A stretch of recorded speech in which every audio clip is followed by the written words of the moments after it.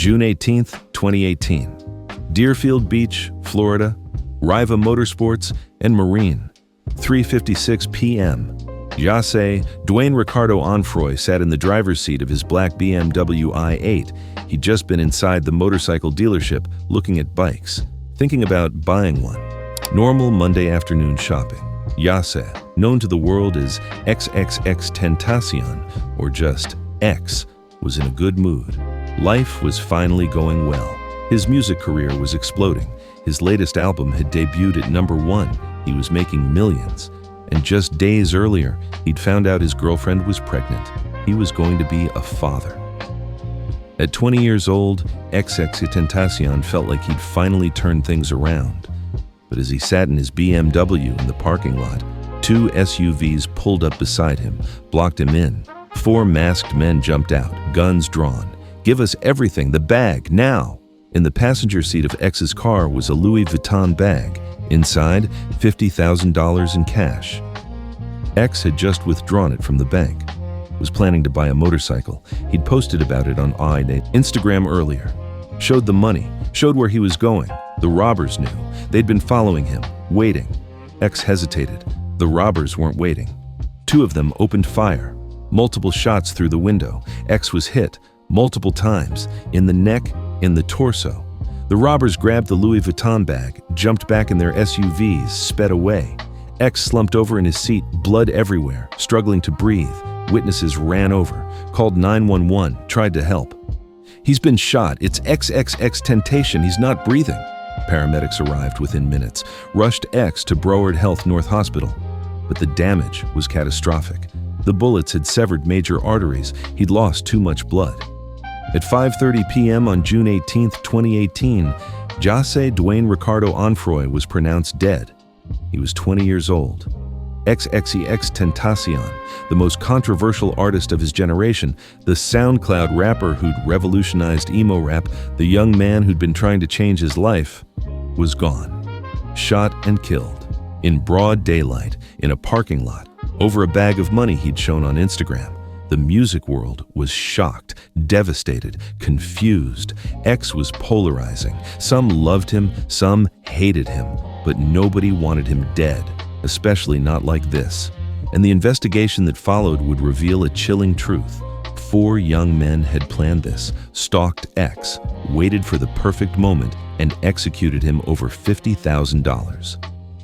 Now let me tell you the story of XXXTentacion, the troubled kid from Florida who found salvation in music, the artist who divided opinion with his dark past and darker music, the young man attempting redemption, and the robbery that ended his life just as he was trying to become better. Jase, the abandoned kid who turned to violence long before XXXTentacion, long before the face tattoos, long before the fame and the controversy. There was a kid in Florida who felt abandoned by everyone. Jase Dwayne Ricardo Onfroy was born on January 23, 1998 in Plantation, Florida. His parents, Dwayne Onfroy and Cleopatra Bernard, were young, unprepared, unstable. Dwayne left when Jase was young, wasn't around. Jase barely knew his father. His mother Cleopatra, called Cleo, struggled, worked multiple jobs, couldn't always take care of Jase. "My childhood was fucked up," X later said. "I was always getting moved around, never felt stable." Jase spent time with his grandmother, in foster care, with different family members, never had a real home. "I felt unwanted," X said, "like nobody gave a fuck about me." The instability created anger, rage, violence. By elementary school, Jase was fighting constantly, getting suspended, expelled. "I was a bad kid," X admitted. "I'd fight anyone, hurt people. I had so much anger." In middle school, the violence escalated. Jase was arrested multiple times, assault, robbery. "I didn't care about consequences," X said. "I just wanted to hurt people like I was hurt." By high school, Jase was in and out of juvenile detention. His mother couldn't control him, but in jail, something happened. Jase discovered music. He started writing, rapping, screaming into his cell, processing his pain through sound. "Music saved my life," X said. "It was the only way I could express what I was feeling." When Jase got out of jail in 2015, he was 17. He decided to take music seriously. He adopted the name XXXTentacion. XXX represented the unknown. Tentacion meant temptation in Spanish. I wanted a name that represented struggle, X explained. The unknown temptation we all face. X started recording in his bedroom, using cheap equipment, posting songs on SoundCloud. His early music was raw, aggressive, screaming vocals over distorted beats. Songs addressed depression, violence, suicide, anger.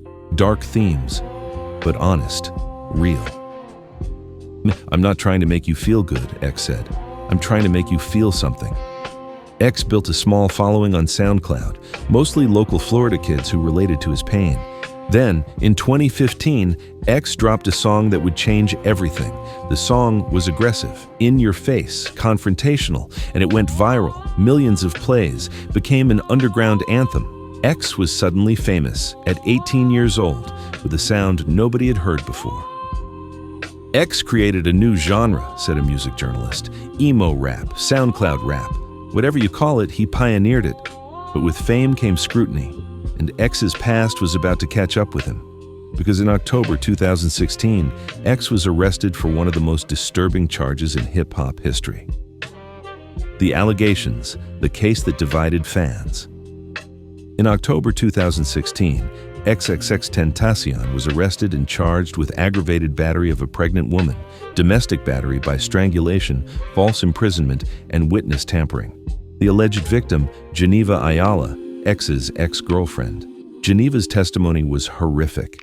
She claimed X had beaten her repeatedly throughout their relationship, threatened to penetrate her with a barbecue fork, held her head underwater in a bathtub, punched her, giving her 2 black eyes.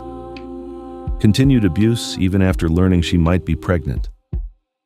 The allegations were detailed, disturbing, hard to read. X denied everything. I never touched her, he said. This is all lies. But photos emerged. Geneva with black eyes, bruises. The images were shocking. The internet exploded. Half believed Geneva, half believed X. He's a monster, some said. He should be in prison. She's lying for money, others claimed, trying to destroy him. The case divided X's fan base and the hip-hop community. Some artists denounced X, refused to work with him, called him an abuser. Others supported him, said innocent until proven guilty, pointed out inconsistencies in Geneva's story. The truth is complicated, said a journalist covering the case. We may never know exactly what happened. X was released on bail, ordered to stay away from Geneva, put on house arrest. While awaiting trial, X's career exploded even more.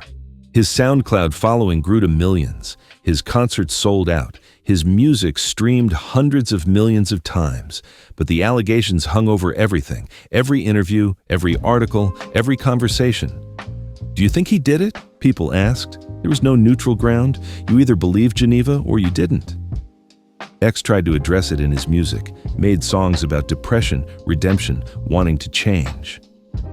I'm not the person I was, X said in interviews. I've made mistakes, but I'm trying to be better. In 2017, while still awaiting trial, X released his debut album. It addressed his mental health struggles, suicidal thoughts, and attempts at growth. The album was a commercial success, debuted at number 2 on the Billboard 200. But critics were divided. Some praised his raw honesty. Others said supporting him meant condoning abuse. Can you separate art from artist? Became the question. X's defenders pointed to his young age, his traumatic childhood, his mental health issues. He needs help, not hate, they said. His critics said none of that excuses abuse. He hurt someone. That matters. The case dragged on. Trial dates were set and postponed. Geneva gave depositions. X's lawyers fought back. Then, in 2018, something changed. Geneva posted on social media that she'd forgiven X, that she wanted to move on. I don't want him to go to jail, Geneva said. I want him to get help. The charges remained. The trial was still pending, but the dynamics had shifted. X started talking publicly about mental health, about helping kids with depression, about redemption. I want to be a force for good, X said. I know I fucked up, but I can change.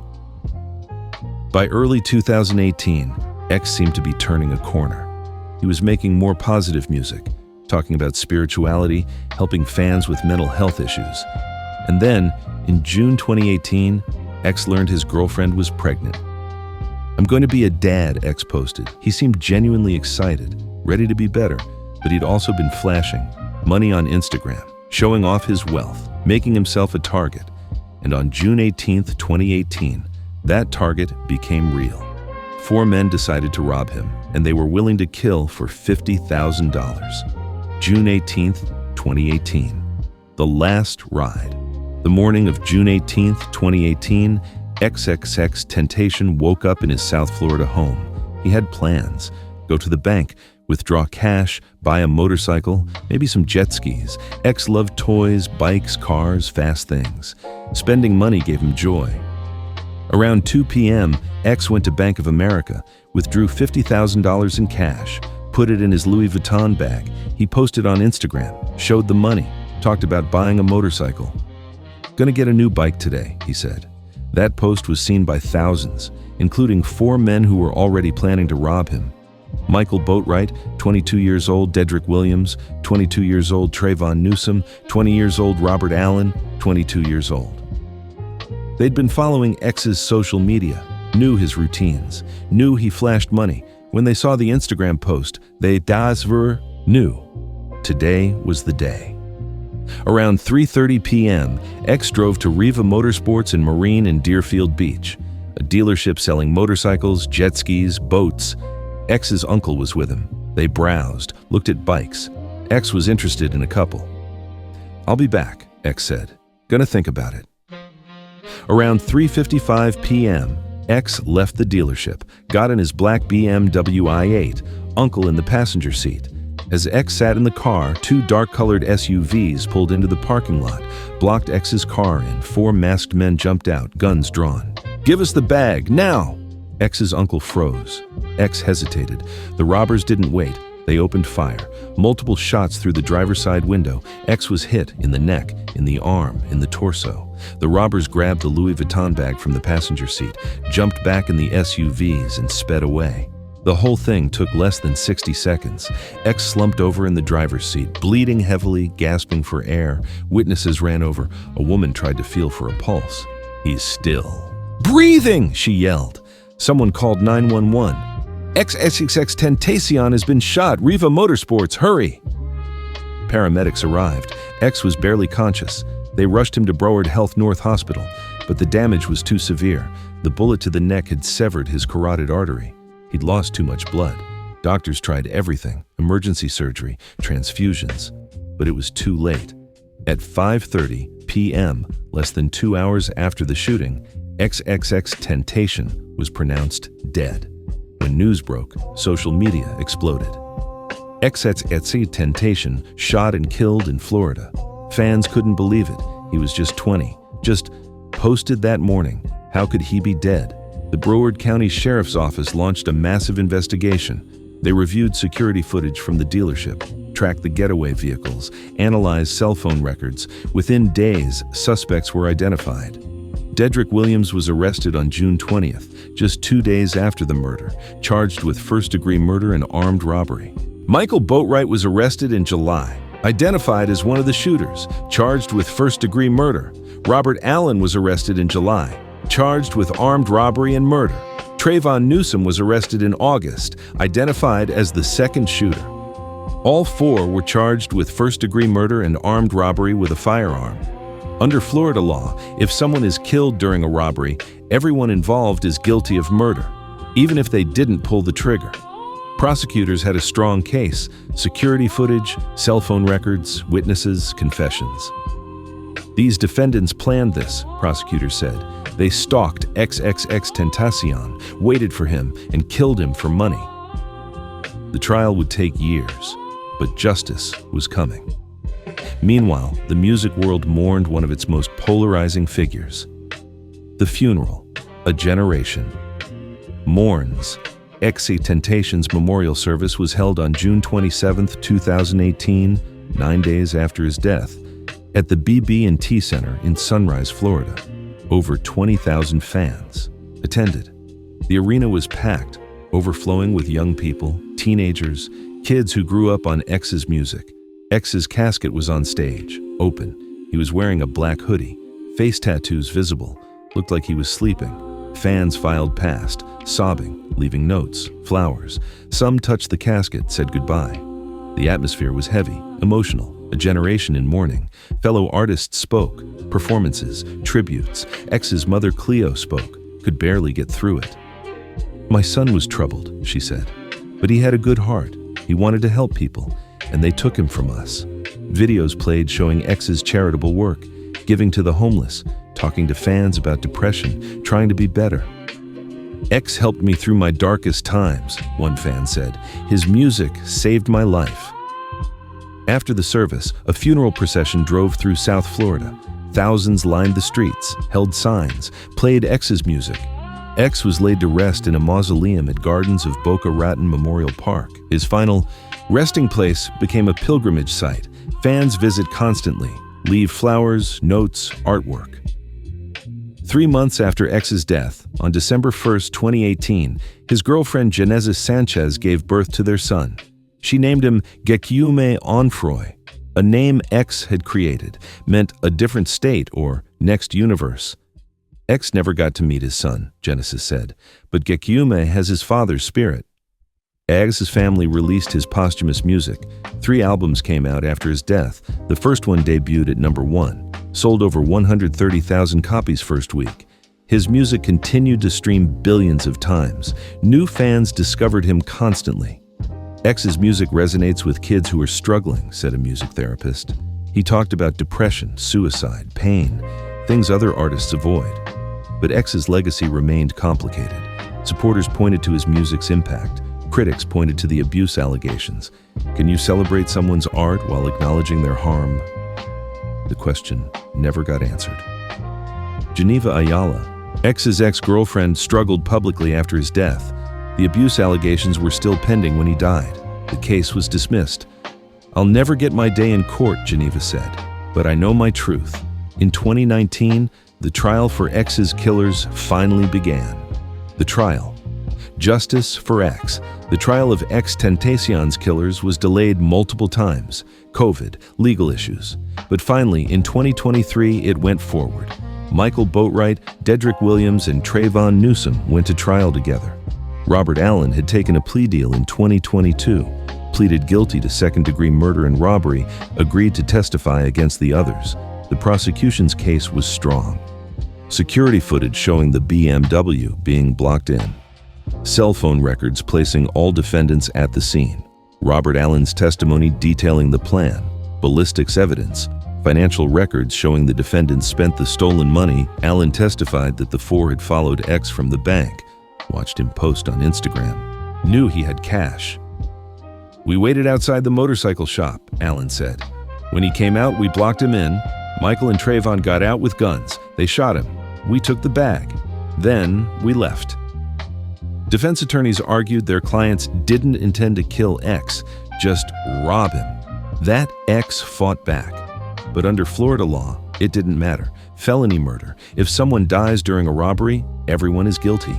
The jury deliberated for 7 days.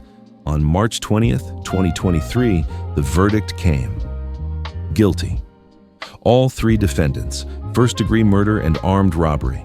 Mandatory sentence, life in prison without possibility of parole. X's family cried in court. "Justice for Jase," they said. The 3 killers showed no emotion. They're now serving life sentences in Florida prisons. Robert Allen, who cooperated, was sentenced to time served and probation in 2024. "He helped us get justice," prosecutors said, but he still participated in killing XXXTentacion. Justice was served, but it didn't bring X back. The legacy, the complicated icon. 6 years have passed since XXXTentacion was shot outside that motorcycle dealership, and his influence is undeniable. X's music streams billions of times annually. He's one of the most streamed artists on Spotify. His posthumous albums have all been successful, keeping his voice alive. X pioneered a whole genre, said a music critic. Emo rap, sad rap, SoundCloud rap. He made it mainstream. Artists from Juice WRLD to Lil Peep to Trippie Redd all cite X as an influence. X showed us we could be vulnerable, said a rapper, that we could talk about depression and pain. X's impact on Gen Z is massive. Kids who grew up on his music, who found comfort in his honesty. X helped me through my darkest times, fans say constantly, but X's legacy is also complicated. The Geneva Ayala allegations never went away. He hurt someone, critics say. That matters. We can't ignore that. Supporters argue X was changing, trying to be better, was only 20 when he died. He was a kid, they say, a troubled kid, but he was growing. The truth is probably somewhere in between. X did terrible things. The allegations against him are credible and disturbing, but X also helped people, made music that resonated with millions, talked openly about mental health. Can both things be true? That's the question X's legacy forces us to confront. His son Gekume is now 5 years old, looks just like his father. His mother Genesis raises him privately. Gekume will know who his father was, Genesis said. The good and the bad, the truth. X's mother Cleo runs the XXXTentacion Foundation, helping at-risk youth, supporting mental health programs. This is how we honor Jase, Cleo said, by helping kids like he was. Every June 18th, fans hold memorials, play X's music, visit his grave. In South Florida, X is a legend. Murals cover buildings. His face is everywhere. X is ours, said a fan from Florida. He represented us, the broken kids, the ones who didn't fit in. X's death also serves as a warning about social media, about flashing money, about being a target. X showed $50,000 on Instagram, security experts say, and it got him killed. Artists need to be smarter. Since X's death, many artists have been more careful, less flashy online, more security conscious. We learned from X's mistake, said a rapper. You can't be out here showing everything. Epilogue. Look at me. If XXXTentacion had lived past June 18, 2018, what would he have become? Would he have been a good father, made more music, truly changed? We'll never know. All we have are 20 years, a troubled childhood, a controversial career, and music that resonated with millions. On that June afternoon, Yase Dwayne Ricardo Onfroy was shot and killed during a robbery outside a motorcycle dealership, killed for $50,000 he'd shown on Instagram, by 4 men who saw an opportunity and took his life. XXXTentacion was complicated, troubled, talented, controversial. All of those things at once. He hurt people. That's documented. That matters. But he also helped people, made music that saved lives, talked about pain when others wouldn't. At 20, X's life ended, but his influence continues. Every kid who feels broken and finds comfort in his music, every person who talks about depression because X made it okay, every artist who chooses vulnerability over bravado, that's XXXTentacion. Still here, still relevant, still complicated. He wanted to be remembered, wanted to matter, wanted to help. He achieved that, for better or worse. Rest in peace, Jase. XXXTentacion, the broken kid who tried to heal others, gone too soon, never forgotten.